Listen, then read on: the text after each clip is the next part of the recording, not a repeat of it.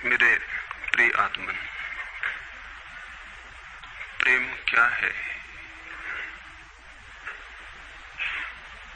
जीना और जानना तो आसान है, लेकिन कहना बहुत कठिन है। जैसे कोई मछली से पूछे कि सागर क्या है, तो मछली कह सकती है यह है सागर, ये रहा, चारों तरफ वही है।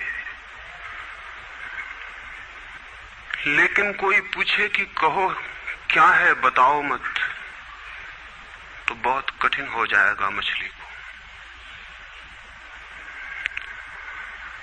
आदमी के जीवन में भी जो श्रेष्ठ है, सुंदर है और सत्य है, उसे जिया जा सकता, जाना जा सकता, हुआ जा सकता, लेकिन कहना बहुत मुश्किल है। और दुर्घटना और दुर्भाग्य यह है कि जिसमें जिया जाना चाहिए, जिसमें हुआ जाना चाहिए, उसके संबंध में मनुष्य जाति 5-6 हजार वर्ष से केवल बातें कर रही है। प्रेम की बात चल रही है, प्रेम के गीत गाए जा रहे हैं, प्रेम के भजन गाए जा रहे हैं, और प्रेम का मनुष्य के जीवन में कोई स्थान नहीं है। अगर आदमी के भीतर खोजने जाएं तो प्रेम से ज्यादा असत्य शब्द दूसरा नहीं मिलेगा। और जिन लोगों ने प्रेम को असत्य सिद्ध कर दिया है और जिन्होंने प्रेम की समस्त धाराओं को अवरुद्ध कर दिया है, और बड़ा दुर्भाग्य यह है कि लोग समझते हैं वे ही प्रेम के जन्मदाता भी हैं। धर्म प्रेम की बातें करता है, लेकिन आज तक जिस प्रकार का धर्म मनुष्य जाति के ऊपर दुर्भाग्य की भांति छाया हुआ है, उस धर्म ने ही मनुष्य के जीवन से प्रेम के सारे द्वार बंद कर दिए। और न इस संबंध में पूरब और पश्चिम में कोई फर्क है, न हिंदुस्तान में और न अमेरिका में कोई फर्क है। मनुष्य के जीवन में प्रेम की धारा प्रकट ही नहीं हो पाई, और नहीं हो पाई तो हम दोष देते हैं कि मनुष्य ही बुरा है, इसलिए नहीं प्रकट हो पाई। हम दोष देते हैं कि मन ही जहर है, इसलिए प्रकट नहीं हो पाई। मन जहर नहीं है, और जो लोग मन को जहर कहते रहे, उन्होंने ही प्रेम को जहरीला कर दिया, प्रेम को प्रकट नहीं होने दिया। मन जहर हो कैसे सकता है? इस जगत में कुछ भी जहर नहीं है। परमात्मा के सारे उपक्रम में कुछ भी विष नहीं है, सब अमृत है। लेकिन आदमी ने सारे अमृत को जहर कर लिया है, और इस जहर करने में शिक्षक, साधु, संत और तथाकथित धार्मिक लोगों का सबसे ज्यादा हाथ है। इस बात को थोड़ा समझ लेना जरूरी है, क्योंकि अगर ये बात दिखाई न पड़े तो मनुष्य के जीवन में कभी भी प्रेम भविष्य में भी नहीं हो सकेगा। क्योंकि जिन कारणों से प्रेम नहीं पैदा हो सका है, उन्हीं कारणों को हम प्रेम प्रकट करने के आधार और कारण बना रहे हैं। हालतें ऐसी हैं कि गलत सिद्धांतों को अगर हजारों वर्ष तक दोहराया जाए तो फिर हम ये भूल ही जाते हैं कि सिद्धांत गलत हैं, और दिखाई पड़ने लगता है कि आदमी गलत है, क्योंकि उन सिद्धांतों को पूरा नहीं कर पा रहा है। मैंने सुना है एक सम्राट के महल के नीचे से एक पंखा बेचने वाला गुजरता था और जोर से चिल्ला रहा था कि अनूठे और अद्भुत पंखे मैंने निर्मित किए हैं। ऐसे पंखे कभी भी नहीं बनाए गए, ये पंखे कभी देखे भी नहीं गए हैं। सम्राट ने खिड़की से झांक के देखा कि कौन है जो अनूठे पंखे ले आया। सम्राट के पास सब तरह के पंखे थे, दुनिया के कोने कोने में जो मिल सकते थे। और नीचे देखा, गलियारे में खड़ा हुआ एक आदमी, साधारण 2-2 पैसे के पंखे होंगे, और चिल्ला रहा है कि अनूठे, अद्वितीय। उस आदमी को ऊपर बुलाया और पूछा कि इन पंखों में क्या खूबी है, दाम क्या है इन पंखों के? उस पंखे वाले ने कहा कि महाराज, दाम ज्यादा नहीं है, पंखे को देखते हुए दाम बहुत कम है, सिर्फ 100 रुपए का पंखा है। सम्राट ने कहा 100 रुपए? ये 2 पैसे का पंखा जो बाजार में जगह जगह मिलता है, 100 रुपए दाम, क्या है इसकी खूबी? उस आदमी ने कहा खूबी ये पंखा 100 वर्ष चलता है, 100 वर्ष के लिए गारंटी है, 100 वर्ष से कम में खराब नहीं होता है।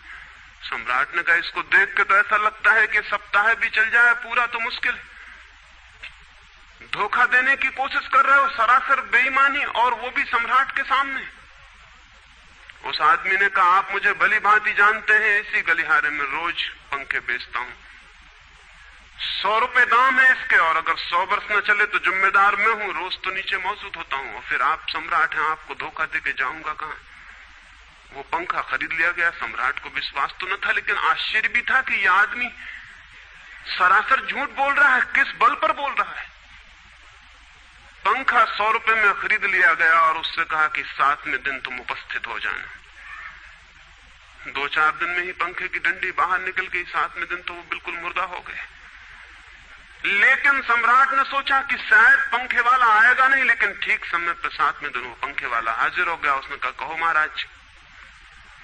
उन्होंने कहा कहना नहीं, ये पंखा पड़ा हुआ है टूटा हुआ, ये 7 दिन में ये गति हो गई, तुम कहते 100 वर्ष चलेगा। पागल हो या धोखेबाज क्या हो।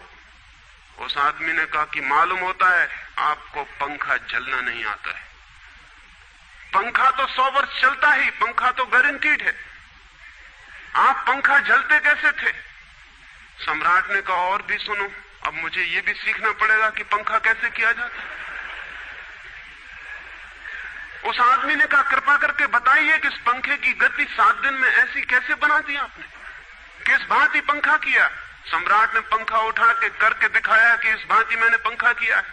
उस आदमी ने कहा समझ गया, भूल, इस तरह पंखा नहीं किया जाता। सम्राट ने कहा और क्या रास्ता है पंखा जलने का। उस आदमी ने कहा पंखा पकड़िए सामने और सिर को हिलाइए, पंखा 100 वर्ष चलेगा, आप समाप्त हो जाएंगे लेकिन पंखा बचेगा। पंखा गलत नहीं है, आपके जलने का ढंग गलत है। यह आदमी पैदा हुआ है 5-6 हजार या 10,000 वर्ष की संस्कृति का, यह आदमी फल है, लेकिन संस्कृति गलत नहीं है, यह आदमी गलत है। आदमी मरता जा रहा है रोज, और संस्कृति की दुहाई चलती चली जाती है कि महान संस्कृति, महान धर्म, महान सब कुछ, और उसका ये फल है, आदमी उसी संस्कृति से गुजरा है और ये परिणाम है उसका। लेकिन नहीं, आदमी गलत है और आदमी को बदलना चाहिए अपने को। और कोई कहने की हिम्मत नहीं उठाता कि कहीं ऐसा तो नहीं है कि 10,000 वर्षों में जो संस्कृति और धर्म आदमी को प्रेम से नहीं भर पाए, वो संस्कृति और धर्म गलत हो। और अगर 10,000 वर्षों में आदमी प्रेम से नहीं भर पाया, तो आगे कोई संभावना है इसी धर्म और इसी संस्कृति के आधार पर कि आदमी कभी प्रेम से भर जाए।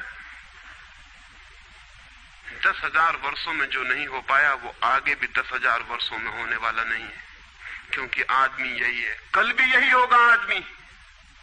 आदमी हमेशा से यही है और हमेशा यही होगा। और संस्कृति और धर्म जिनके हम नारे दिए चले जाते हैं, संतों और महात्माओं की जिनकी दुहाइयां दिए चले जाते हैं,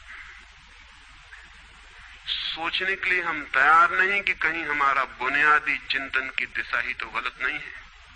मैं कहना चाहता हूं कि वो गलत है, और गलत सबूत है ये आदमी। और क्या सबूत होता है? एक बीज को हम बोएं और फल जहरीले और कड़वे हों, तो क्या सब सिद्ध होता है? सिद्ध होता है कि वो बीज जहरीला और कड़वा रहा होगा। हालांकि बीज में पता लगाना मुश्किल है कि उससे जो फल पैदा होंगे वो कड़वे पैदा होंगे। बीज में कुछ खोजबीन नहीं की जा सकती।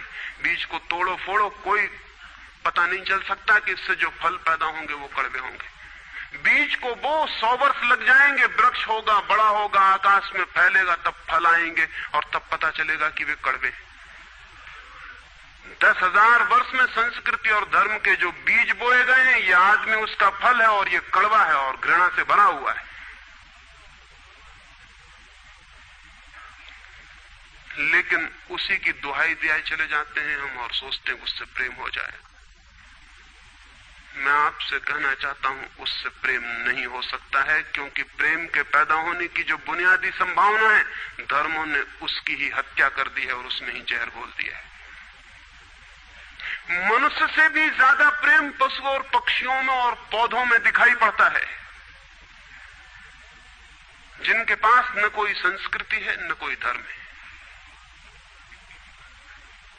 संस्कृत और सुसंस्कृत और सभ्य मनुष्यों की बजाय असभ्य और जंगल के आदमी में ज्यादा प्रेम दिखाई पड़ता है, जिसके पास न कोई विकसित धर्म है, न कोई सभ्यता है, न कोई संस्कृति है। जितना आदमी सभ्य, सुसंस्कृत और तथाकथित धर्मों के प्रभाव में मंदिरों और चर्चों में प्रार्थना करने लगता, उतना ही प्रेम से शून्य क्यों होता चला जाता।